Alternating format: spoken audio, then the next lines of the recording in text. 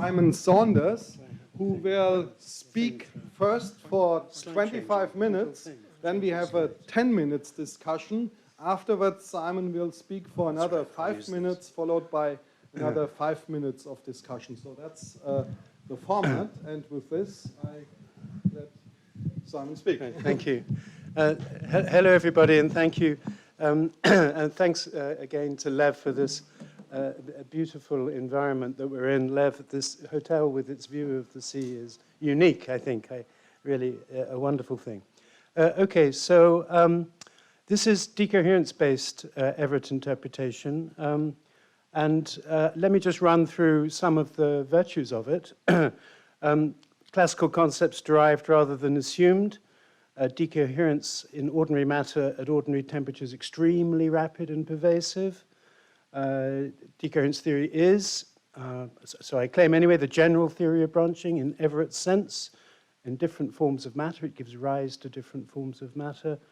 Conclude, this is the conclusion that I really will be using for the rest of this talk, that branching in Everett's sense in ordinary matter at ordinary temperatures is fast and pervasive. Okay, so now let me turn to branch counting. It's in my title. This is the main conclusion that I'll be using.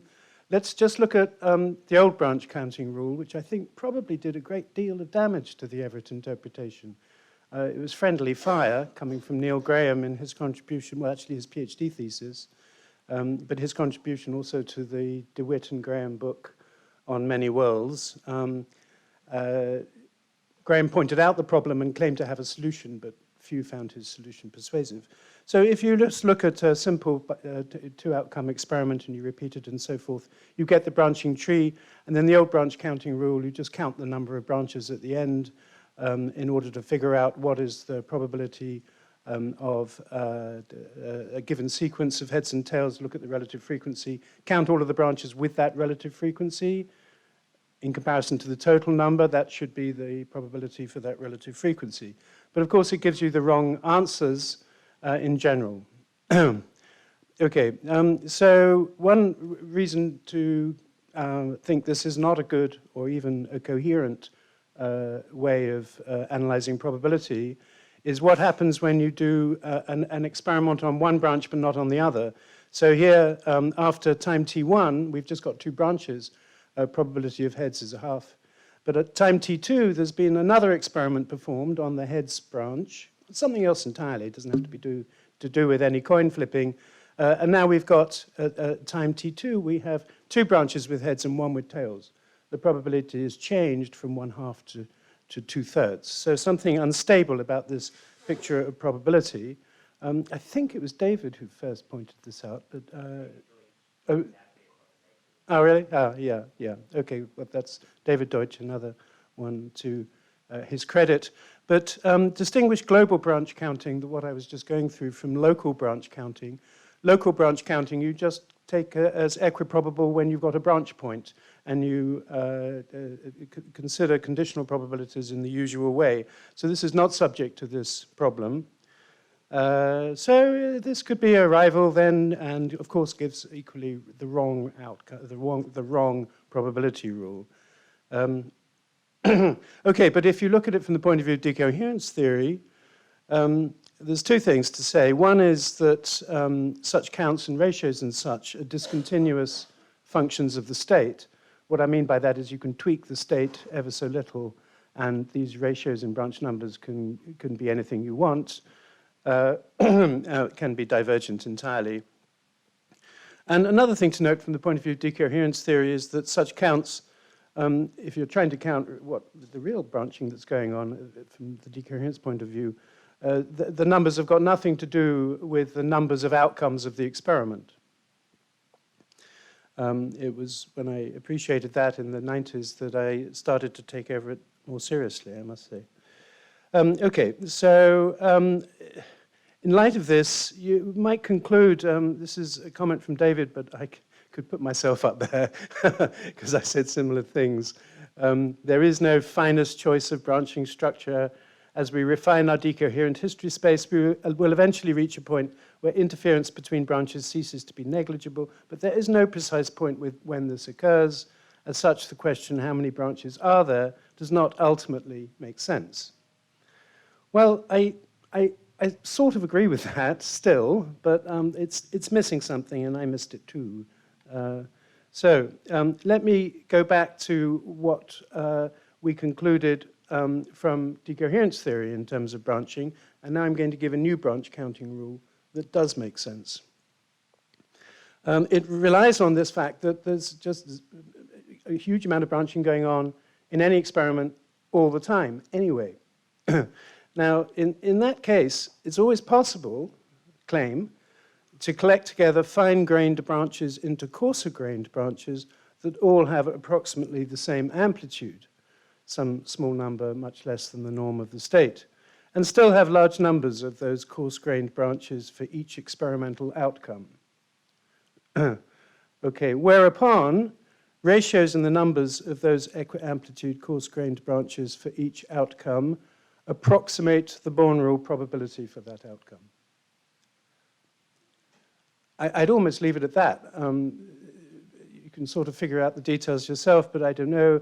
Let me just illustrate really. So I'm just expanding a state now in terms of branches. The coefficients in front of all of the states, they all have the same amplitude. They may have different phase, but they all have a different amplitude. So collect together all of those with the heads outcome. There's R of them. Count all of those with the tails outcome. There's S of them. And then it follows that the probability of H over T, as defined by the ratio in those numbers, is equal to the ratio of the expectation values of the relevant projection operators. And if that still isn't obvious, I just note down below, you've got the sum of terms. Each of them is tau. Okay, I've chosen the coefficients to all have the same amplitude tau. And because they are orthogonal or approximately orthogonal, I get that approximate equality. I guess I can point using this, can't I? This thing here. And that, I hope, is evidently equal to the quantity in question. And now I'm doing the same thing for tails. So in a way, end of talk, and we're done. So let me say a little bit more, though. So this is the conclusion, and the question is question begging. I have certain skeptics in the audience, but actually I think that Lev may be the one more to disagree with me. You know, it's sort of like the Judean-Christian front and the Christian-Judean front, and actually, this is perhaps not a good place to make that joke. Anyway, so is it question begging? I want to make three claims in its favor. One is it corresponds to Boltzmann's microstate counting rule, which led to the discovery of quantum mechanics. Let me quickly put up a slide for those who know some of these combinatorial formulas so that you'll know what I'm talking about. So Boltzmann did a fine graining on phase space, inventing the concept of phase space in the process, and chose cells of size S, and then counted the number of different numbers of particles in each of those cells, and so on and so forth. So that's just that background. But it also led to the discovery of quantum mechanics. It was taken over by Planck, and this bottom formula, which became the kind of Rosetta Stone of the quantum from the period 1900 right through till 1925. It was only in 25 that Einstein really understood what this thing meant. Okay, good. So claim, it can hardly be called ad hoc if this is right, this claim, vis-a-vis Boltzmann and the discovery of quantum mechanics. Now, a second point, which I think is really an important question that critics and advocates of Everett need to have some sort of reconcile with one another on this one. We are looking for a way of interpreting the quantum state in terms of probability. We're looking for, as it were, a charitable reading of the state, if I can put it in those terms, rather than the most abysmal and wretched and useless way of interpreting the state in terms of probability. Of course, critics in a way would like the latter, but I just hope we can agree that the object of the the project, in a way, is to can we interpret the quantum state in a way whereupon it is intelligible. And that applies as much to the branching structure as to what I've just offered. Okay, we look to a basis in terms of which the state can be read, interpreted, in terms of parallel processes, as it were, following definite rules. So that's my way of summarizing whatever it was about. We could look at the state in some other basis entirely, and then we would see nothing that is intelligible at all. So we're doing that vis-a-vis the rules, vis-a-vis decoherence, and those rules turned out to be quasi-classical. What I'm suggesting now is a further tweaking of how we look at the state in terms of equi-amplitude branches, whereupon the probability interpretation becomes immediate, relative frequencies, and we're done. And further, I'm claiming that it does better than any form of frequentism that I know of, anyway, in any one-world theory. So you might think, well, it's not a form of frequentism at all, but it really is. It's frequencies where the ensemble in question is spread out across worlds rather than spread across times in a single world. So the ensemble is produced immediately upon measurement, or natural processes as well, but it's spread out over worlds.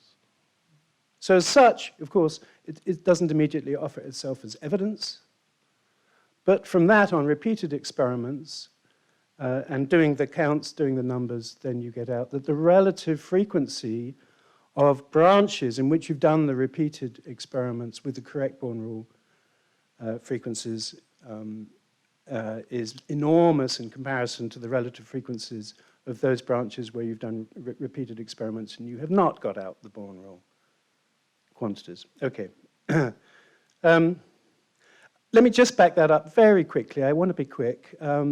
I'm giving the usual sorts of objections to frequentism in a single world.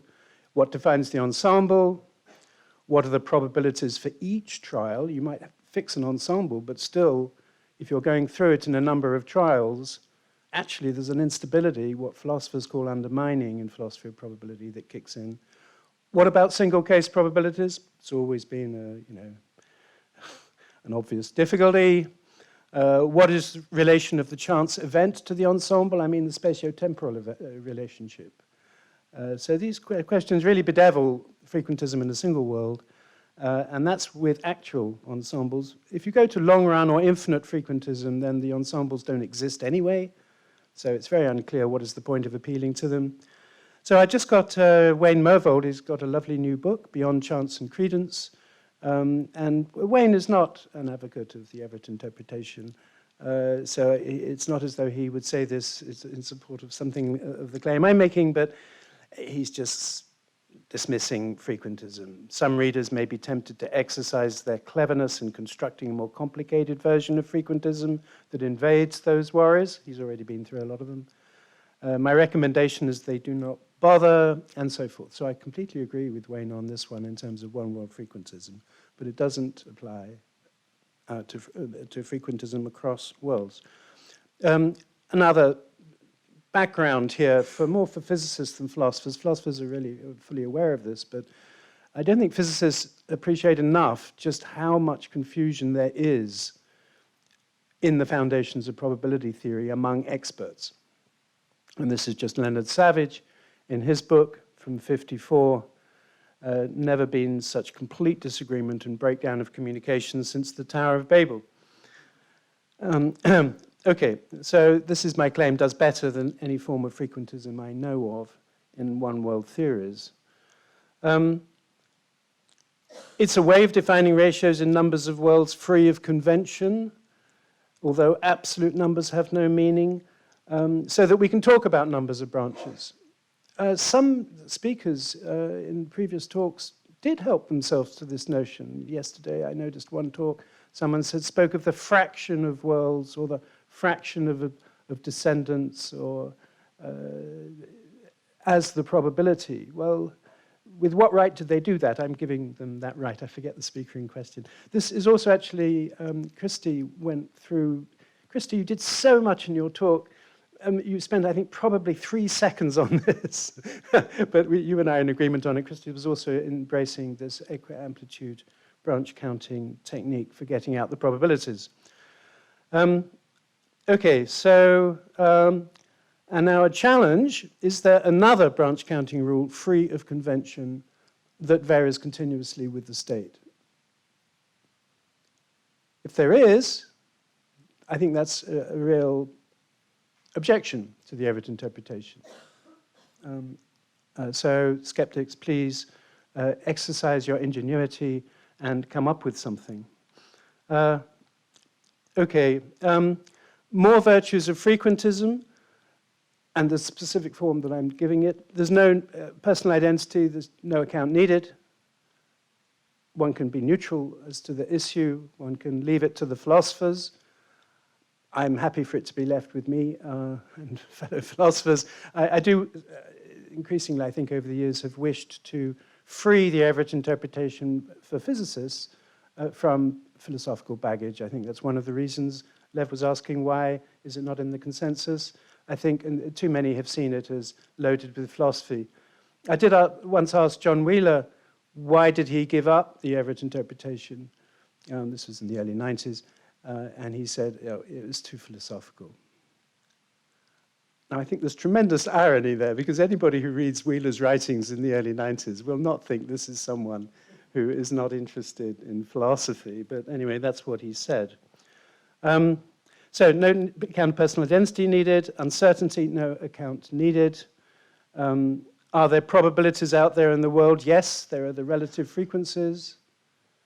I know Lev has got a line that says it's impossible for there to be probability because, well, unless there's uncertainty, unless there's something that we're ignorant of, and so on and so forth. But within statistics and the long history of philosophy of probability, people have repeatedly been drawn back to frequentism and ensembles, and you're planting seeds. You plant a large number of seeds, a certain percentage of them grow. You say, well, that's the probability with which its planted seed will grow. This sort of inference, this sort of use of probability has been routine for hundreds of years. So I see no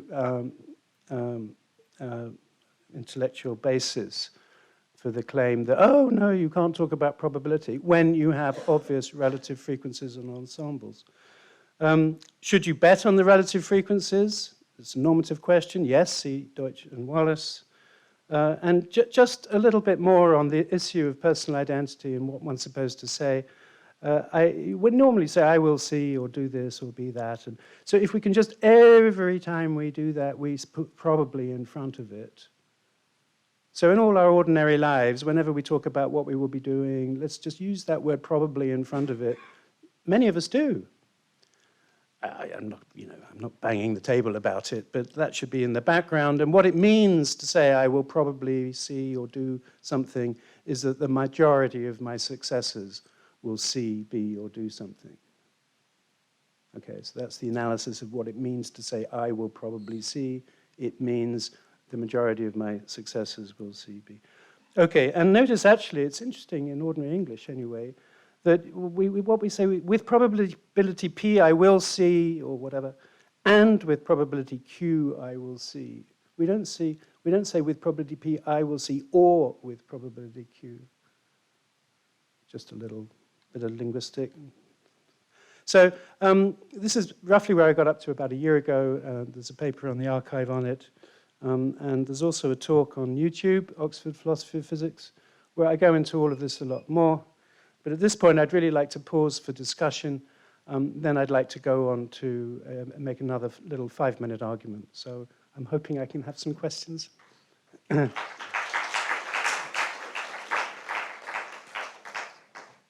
first question goes to Lev. And what time is it? What time have I got? This clock is not... It's 20 minutes. 20 minutes, okay. Yes, but keep it short, Lev, because I know what you're going to say, and I don't know what other people are going to say. I see. I have a party. I want to help you to clarify what is your proposal. Yes. So, I have a simple experiment. Today, there are experiments with a very good single-party photon sources. And so we in the one word in which we perform this experiment. And here there is a beam splitter which is unequal. Like 90% go and 10% is reflected. So we have this one photon going here, and here there are two detectors, identical detectors, completely identical. So quantum mechanics tell us that after some time, we'll get click here and click here. And here we have an amplitude 0.9, and here we have amplitude 0.1.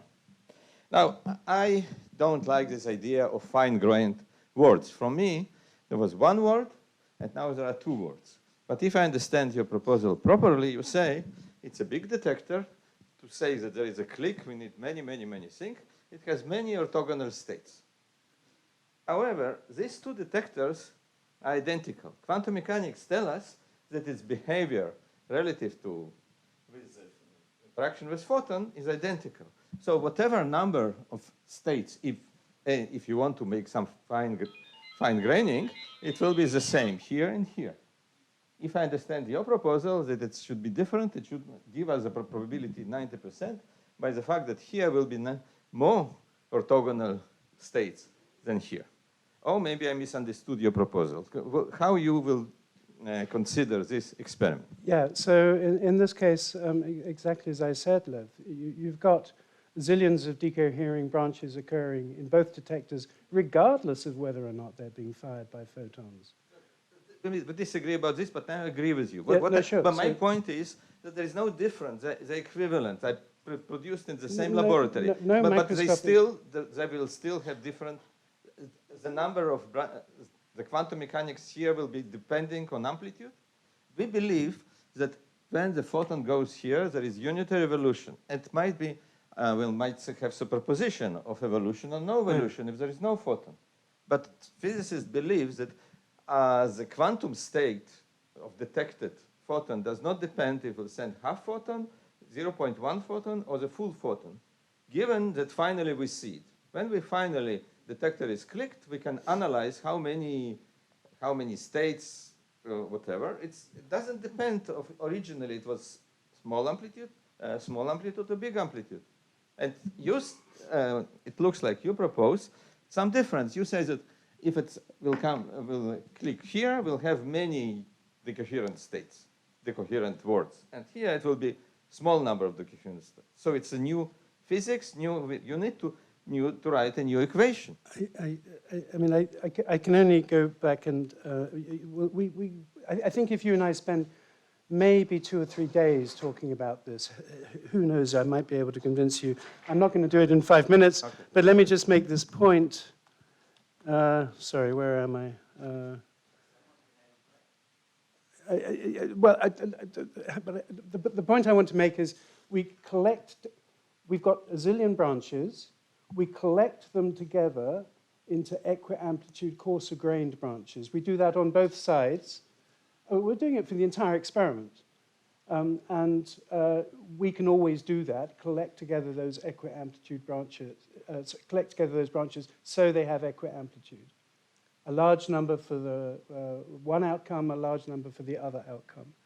Now, I know okay. We have a long list. I suggest we move on and work on the list. So next is David, and then Eric, and then David. Simon, you may have underestimated how close to you the criticism will come from. So I'm attracted by some of this, but while normally I'm resistant to burden of proof arguments, I think there's one that's sort of applicable here. I mean, you say I can count branches this way, granted. And then you say if there was another way of counting branches, then that would be a problem, so over to you critics. But I sort of feel, if Deutsch had said, well, one way you can make decisions in a many worlds framework is to treat the mod-squared amplitudes as probabilities in an expected utility calculation.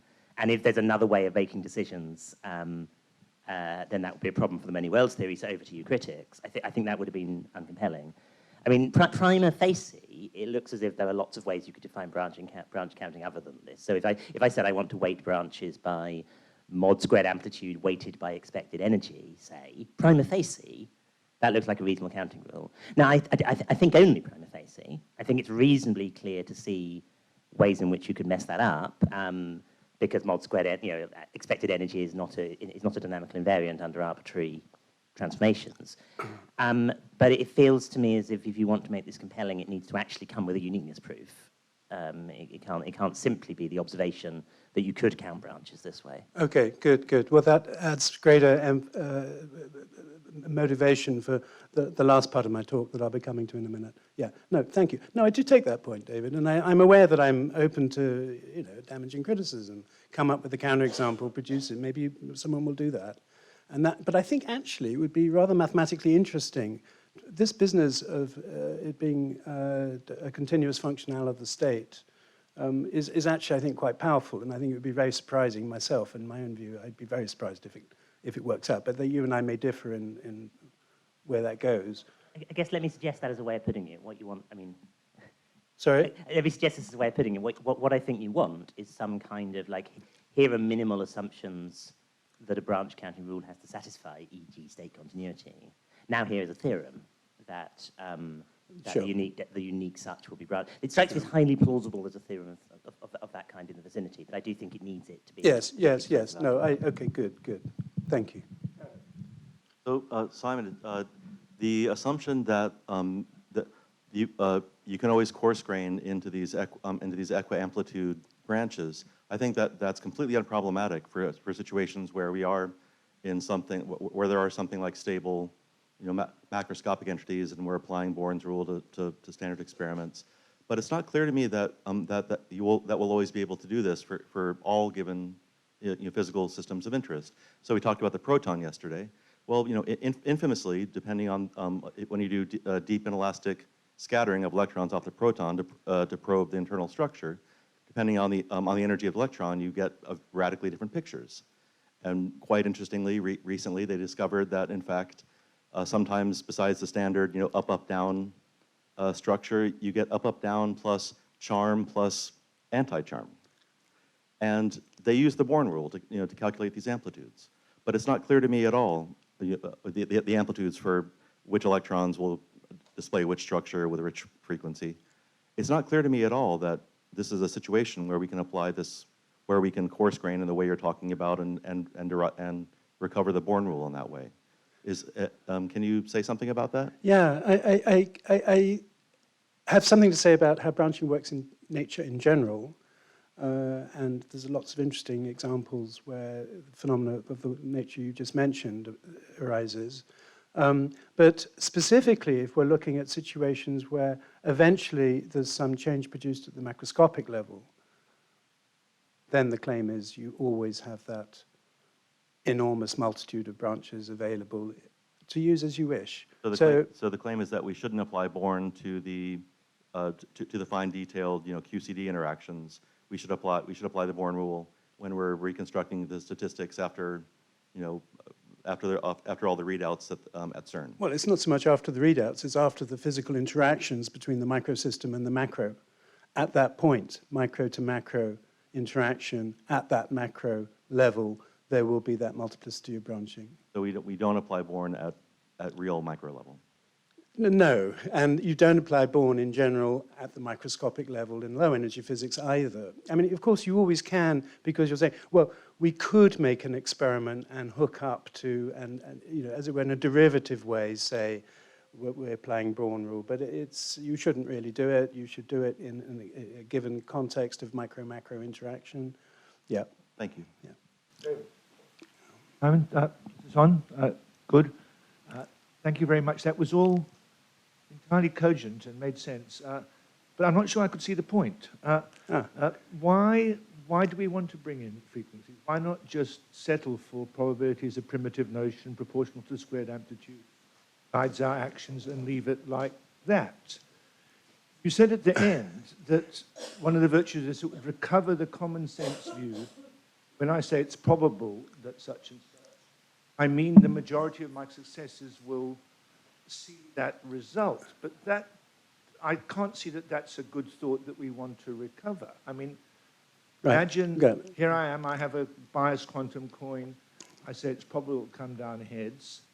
The majority of my successors will say, what majority? There's just one successor, and either they'll see heads or they'll see tails. And that's all the frequentist facts, and then we have the probability. Oh, I mean, you might say, if I repeat the experiment, the majority of successes down the line, but now we're back in the business of frequentism. You can't make that thought good in any non-question way. So I don't see you want to recover Okay, the idea that so, the majority of successes. Yeah, no, absolutely. And there are many who are entirely relaxed about probability, entirely relaxed about the Everett interpretation, have no worries about equating squared amplitudes, ratios in squared amplitudes with probabilities, and so on and so forth. And so for those people, I offer nothing of particular interest. They're not needed, they're not worried, and they're not curious about, well, really, well, how is it that we understand squared amplitude as probability? So for such people, it's fine, really, live and let live. For those, in particular, those who have been worried about probability and reading studies in probability that extend back over 200 years of people worrying about probability and what can probability possibly be, who usually end up appealing to one form or another of frequentism, for those people I have something to offer, or that's my hope. And you just slightly misstated what I said. I wasn't saying it's commonsensical to say that the majority of my successors, will see one thing rather than another. No, of course it's not commonsensical. But what I hope is commonsensical is to be able to always qualify, talk about the future in terms of what will probably be the case.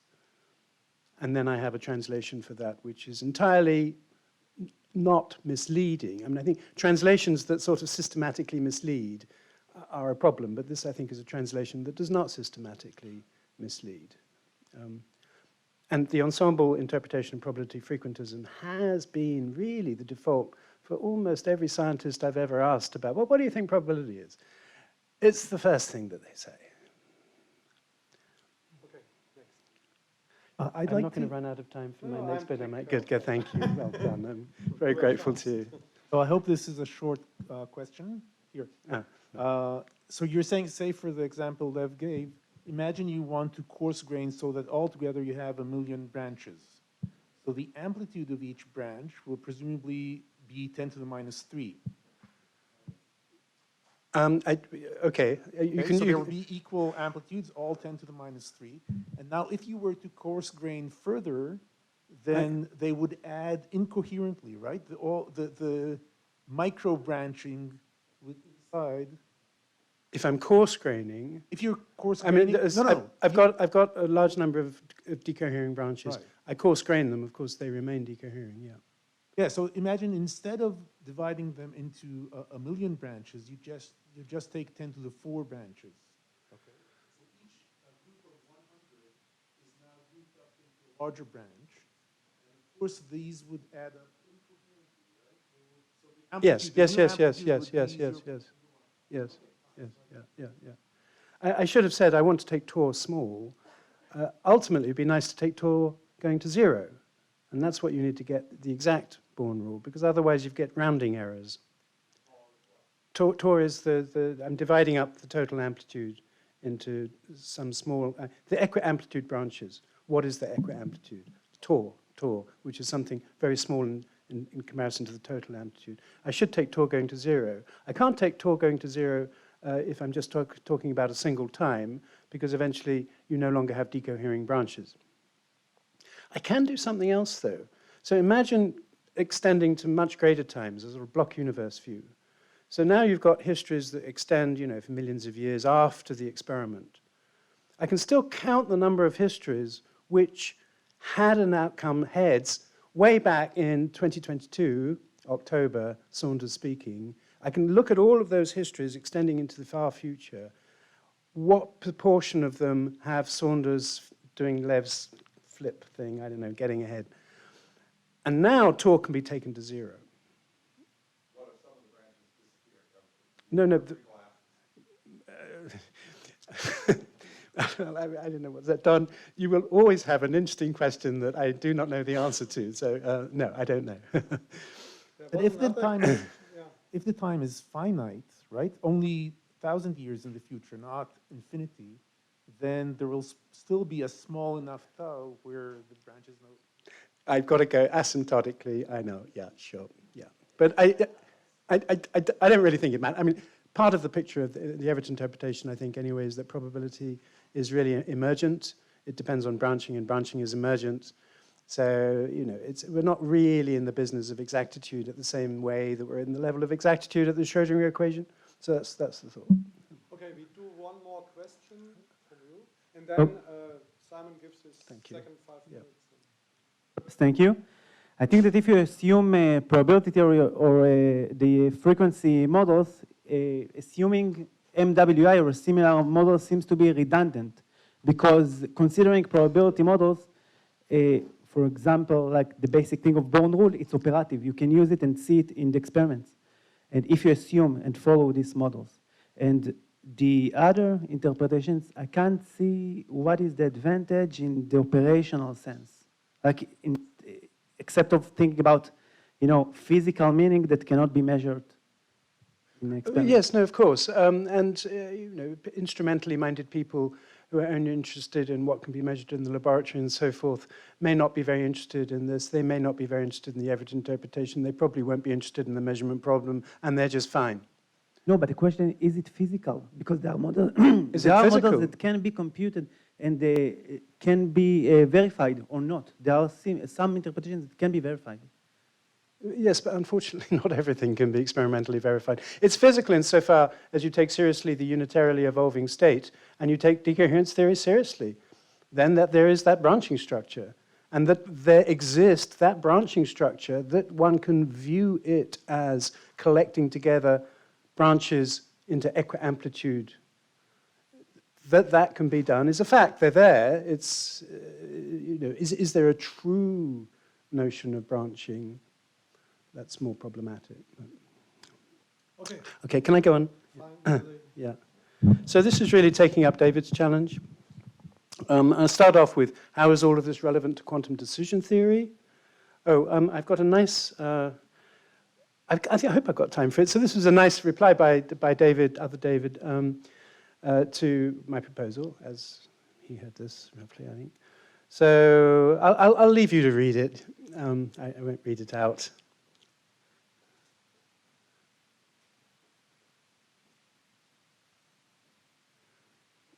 Okay, so the next bit.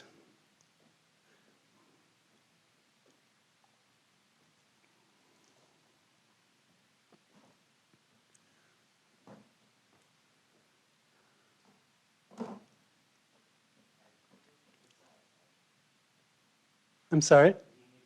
I'm sorry.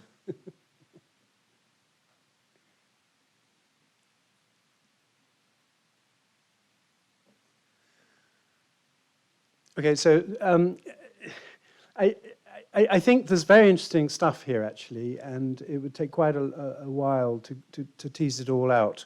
But I think the point I would like to make is that you are in Deutsch's proof and in David's reformulation of it, you are breaking up the quantum state into equiamplitude branches and counting those branch numbers. So it's not that there's a claim that theorem you will be in the majority. There's no such claim, but the mathematical structure is actually rather similar. I mean, just going to David here, his axiomatization of the result.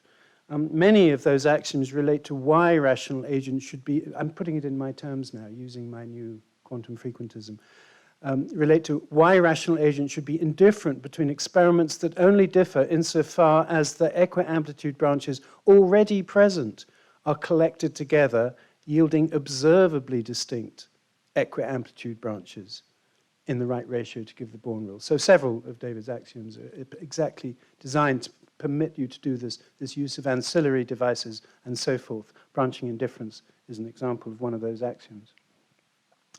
Okay, so, but I think also an interesting question is, can the symmetry argument at the bottom of the theorem apply to equiamplitude branches, which is exactly what is engaging with David's question just now. And I think the answer may be yes, and this is what I want to finish with. This is a paper by Tony Short. How many have read it? It was on the archive last year. Only 2 or 3, so the majority will be new to you. Let me quickly go through it. First off, the assumptions. I don't need the full argument of Tony, I just need a bit of it. So 3 axioms. if the coefficient, so you've got the basis states at a given time, that's fixed. And now you're looking at the coefficients, you've got a superposition. Now you're looking then at a probability mu, a probability rule over this superposition. Now if the coefficient is 0, then the probability of that state is 0. It doesn't exist. If a unitary U acts as the identity on any subset of those basis states, then the probability measure restricted to that subset is unchanged by U.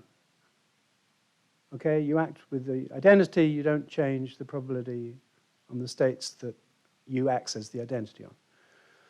And then for some basis state, there's one zero basis state. So those axioms do seem to me pretty compelling, actually. I mean, I do find them persuasive. I hope I'm not easy to fool myself. You know, Richard Feynman's thing, easiest person to fool is yourself. I mean, obviously I would like it to be true, but I don't think I'm fooling myself in finding these axioms perspicuous. But others may differ. Let me hear from you. Anyway, that's it. It then follows that when you've got equiamplitude states, then their probabilities must be the same. And the proof is very simple. So first there's a lemma. So if you've got one non-zero state and you've got a zero state with zero amplitude, then let the unitary switch. And now there's an issue coming in, because what unitaries are permitted? I'll come back to that. But look at the switch. It switches the non-zero state into the state with zero amplitude and the state with zero amplitude into the other state. Then, given that for any basis state, which I should have D here, sorry, you know how it is with slides, you modify a bit and you forget to modify, that should be a D there. So for any basis state, zero amplitude, the measure of the sum, this is an additive measure, of course, I am assuming additivity, the measure of the sum equals the sum of each because it's a zero amplitude, it's got zero probability, therefore the probability of the sum is the probability of phi A. Okay. And now apply U. Similarly, you will then, now you've switched the two. The sum of the two remains, because one of them is now zero, this thing here. Okay. But from 2, these must be the same. You haven't affected any of the other states. So the total probability for the two states we're looking at switched must be the same. So we've switched the probabilities. Okay, now, to see the proof of the theorem, you really need to consider any two basis states which are non-zero amplitude, and we've always got a third which is zero amplitude. You switch one of them into the, should I call it the empty state? You switch one of them to the empty state. Then you switch the other non-zero amplitude state to the one that's just been made zero amplitude. And then you switch the first non-empty state that acquired amplitude, you switch that back to the state that had a non-zero amplitude. So now you've interchanged the probabilities of the 2 out of the 3 that you started with, which had non-zero amplitude. You've switched their probabilities. And now in the case where the amplitudes are the same, the result of these 3 unitary transformations is the identity. You've got the identical physical situation. And yet you've switched their probabilities. So this is only possible if they have equal probability.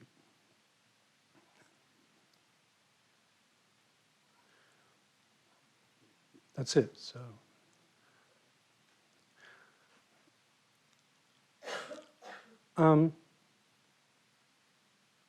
I've got a little thing to say about uncertainty, but that's more or less it.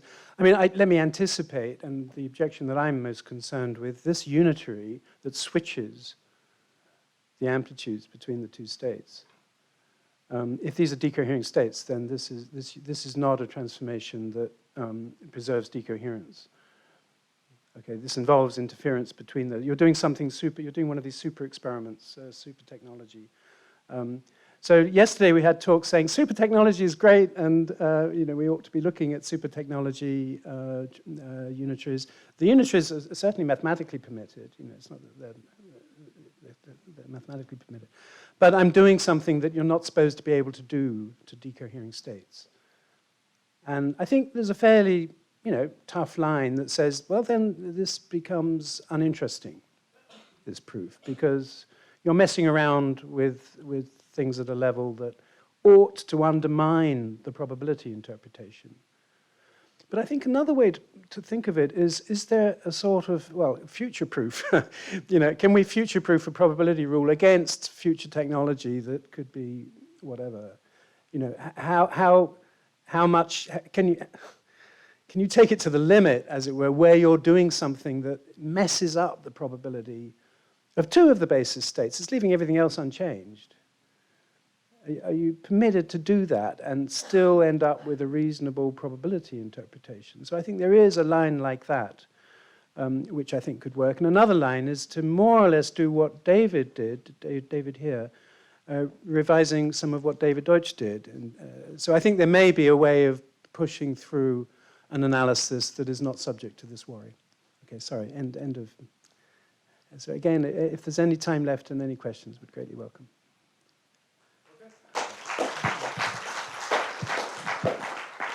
No time left? Yes. I think you're precisely right to think of probability in frequentist terms, and that Everett's interpretation really offers an opportunity to have a much more well-established probability theory than in any other situation. And that's very good. So that's my main comment that I remember right now. But I had some more. Right. Well, thank you.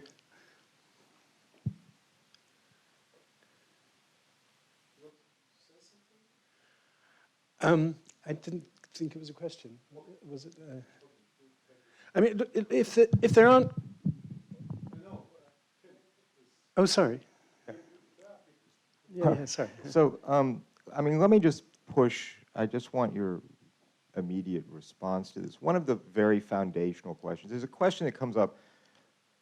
Okay, I want to define a measure. It's going to be mathematically, have the mathematical requirements of a probability measure, but we all know that there are all kinds of measures that meet that requirement that nonetheless have nothing particular to do with probability in the intuitive sense. And so there has to be, even if there were some things saying, look, here are some requirements, and the only measure over these branches that meets these requirements is blah, blah, blah. I'm going to say, yeah, but still, I don't quite understand why this is a probability, and particularly ironically, in the context of decision making, which is ironic because Deutsch and David here bring in decision making. So let me just give you the example and get your answer. I mean, so, suppose right now I have, and the rubric here is decision making under certainty is not hard. Okay, so right now I have two choices in front of me. Choice one, we all remain the same. Maybe the all of us is everybody in Tel Aviv. Under choice two, one person will get killed, and everybody else will get some pretty nice, prize, right? And someone might say, well, as a utilitarian, if I make the prize good enough, I can offset the badness of this one person being killed. But most of us would say, no, I don't care, right? I'm not going to make the choice that kills the one person, even for the benefits of the other. Good.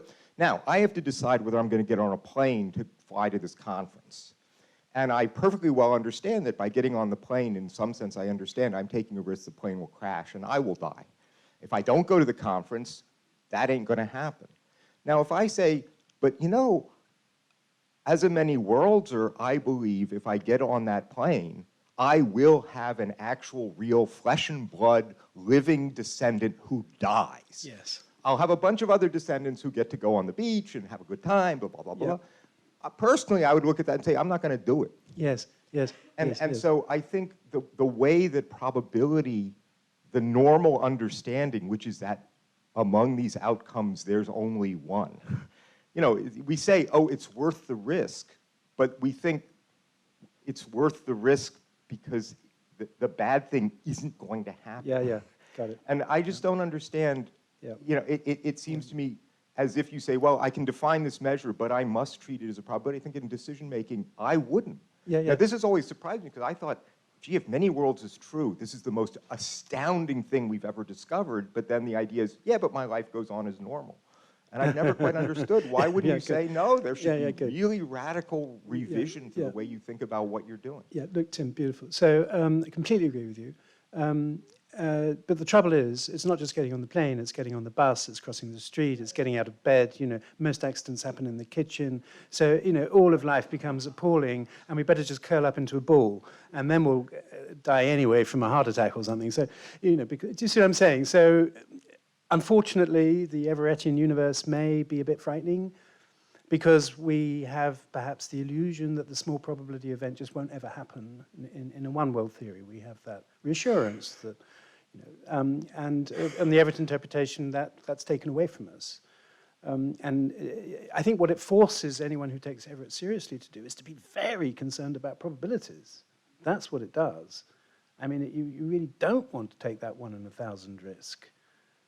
But you can't live, your heart can't beat without taking a 1 in a trillion risk. So it's just de facto, you know, force majeure, you've got to just cope with that. Okay. And maybe we should change our views about life. Maybe we should really, you know, maybe. Lev asked me to be strict, so unfortunately we have to stop this discussion here, but there's a coffee break and we can do that. Okay, thank you. Thank you all.